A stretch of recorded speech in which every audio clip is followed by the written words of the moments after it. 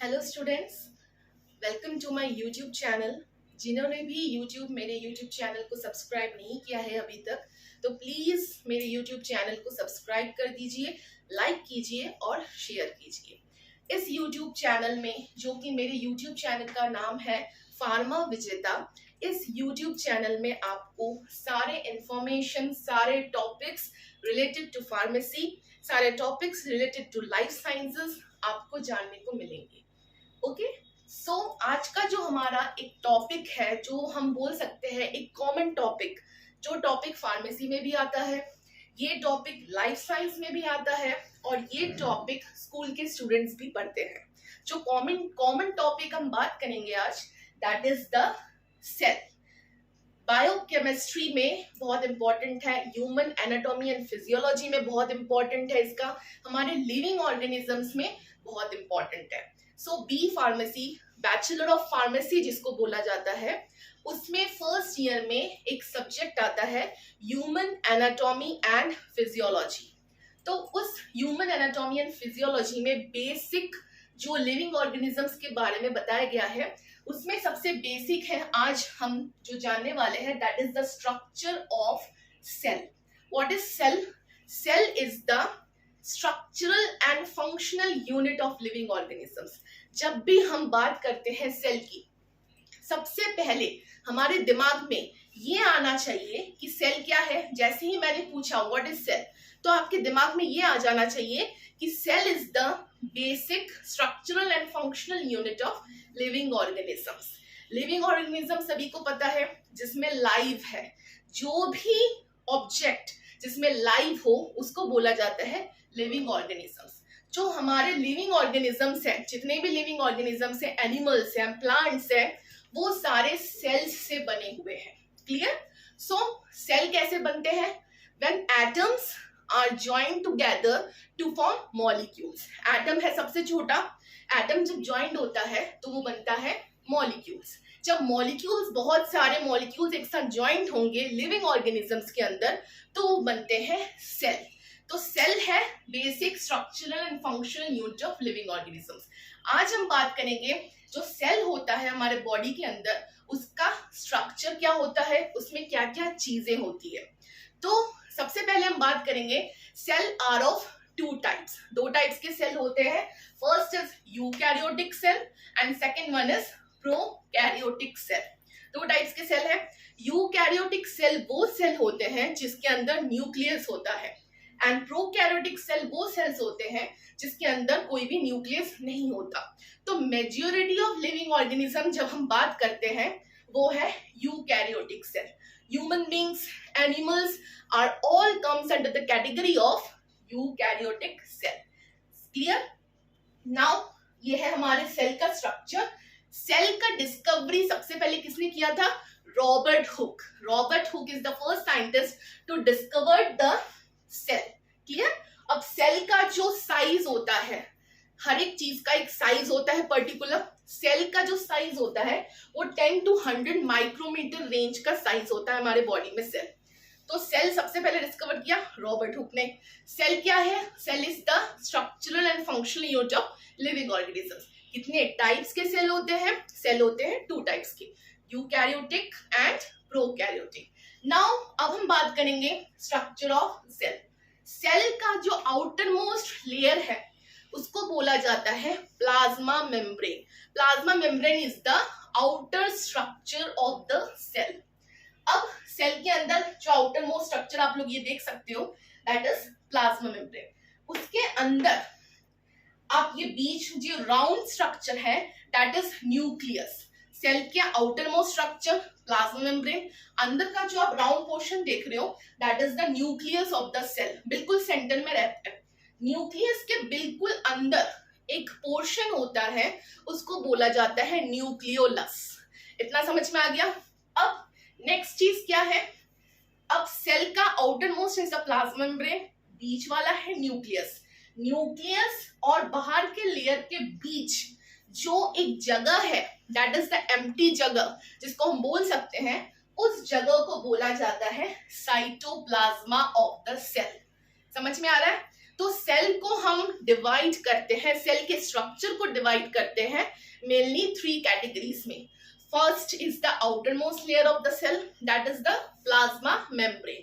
Middle portion of the cell nucleus, nucleus के अंदर nucleolus, और बीच का जो पोर्शन है उसको बोला जाता है cytoplasm of the cell.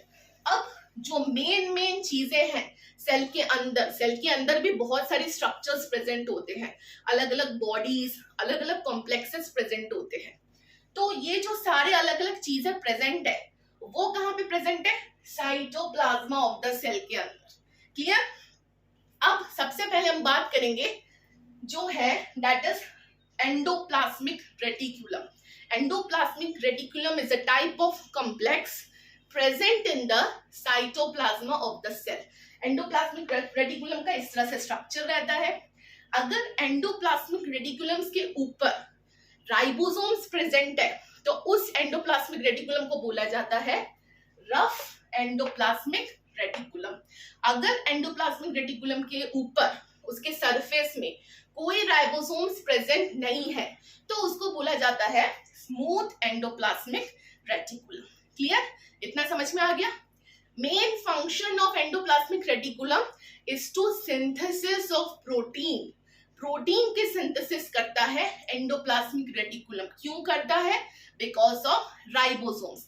Ribosomes जो है वो मेन कारण है प्रोटीन सिंथेसिस का. अब हम बात करते हैं नेक्स्ट चीज है लाइसोसोम्स.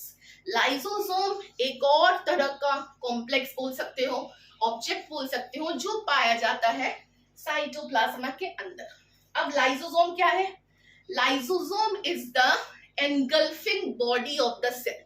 एनगल्फिंग बॉडी मतलब सुसाइडल बैग. लाइसोसोम्स का दूसरा नाम सुसाइडल बैग भी होता है. क्यों? मतलब फॉर एग्जांपल हमारे बॉडी के अंदर हम बाहर से कोई वायरस या कोई टॉक्सिन्स मटेरियल्स ले रहे हैं तो लाइसोसोम्स क्या करता है, कोई भी टॉक्सिन्स मटेरियल को अपने ऊपर वो एनगल्फ कर लेता है, अपने अंदर वो ले लेता है. तो लाइसोसोम्स का दूसरा नाम है सुसाइडल बैग. अब बारी आती है नेक्स्ट स्ट्रक्चर जो प्रेजेंट है साइटोप्लाज्मा के अंदर, that is the mitochondria. So mitochondria is the most important structure present in the cytoplasma. क्यों? क्योंकि माइटोकॉन्ड्रिया है powerhouse of the cell. अलग अलग स्ट्रक्चर्स के एक अलग अलग नाम भी दिया गया है. Mitochondria is the powerhouse of the cell. क्यों माइटोकॉन्ड्रिया को powerhouse of the cell बोला गया है? बिकॉज माइटोकॉन्ड्रिया ऐसा एक चीज है जो जनरेट करता है एनर्जी. हम जो रोज के कामों के लिए जो हमें एनर्जी की जरूरत पड़ती है, हमें खाना बनाने के लिए एनर्जी की जरूरत पड़ती है, हमें चलने के लिए एनर्जी की जरूरत पड़ती है, वो हमें एनर्जी कहाँ से मिली? Because of mitochondria. क्यों? क्योंकि माइटोकॉन्ड्रिया रिलीज करता है एटीपी, एडिनोसिन ट्राइफॉस्फेट, जिसके बारे में डिटेल में बायोकेमिस्ट्री में दिया गया है. बहुत सारे डिफरेंट रिएक्शंस होते हैं, उस रिएक्शंस के थ्रू एक एटीपी टाइप का मॉलिक्यूल जनरेट होता है जो प्रोवाइड करता है हमारे बॉडी को एनर्जी. इसीलिए माइटोकॉन्ड्रिया को कहा गया है powerhouse of the cell. Clear? इतना समझ में आ गया? नेक्स्ट जो चीज है, जो स्ट्रक्चर प्रेजेंट है साइटोप्लाज्मा के अंदर, that is the Golgi body. या तो उसका नाम गोल्गी बॉडी बोल सकते हैं या तो उसको हम गोल्गी कॉम्प्लेक्स भी बोल सकते हैं. What is the role of Golgi complex? Golgi complex का मेन फंक्शन क्या है? To receive protein from rough endoplasmic reticulum. Clear? Rough endoplasmic reticulum क्या था? उसके अंदर राइबोसोम्स प्रेजेंट है, इसीलिए उसका नाम रफ एंडोप्लाज्मिक रेटिकुलम है. तो राइबोसोम्स का फंक्शन मैंने क्या बताया था? Synthesis of protein. Protein synthesis हो गया. अब प्रोटीन सिंथेसिस कहाँ पे जाएगा? गोल्गी बॉडी के पास. तो function of Golgi body is to receive protein which was synthesized by the ribosomes of endoplasmic reticulum. इतना समझ में आ गया आप लोगों को? दैट इज द स्ट्रक्चर और we can say the basic structure of eukaryotic cell.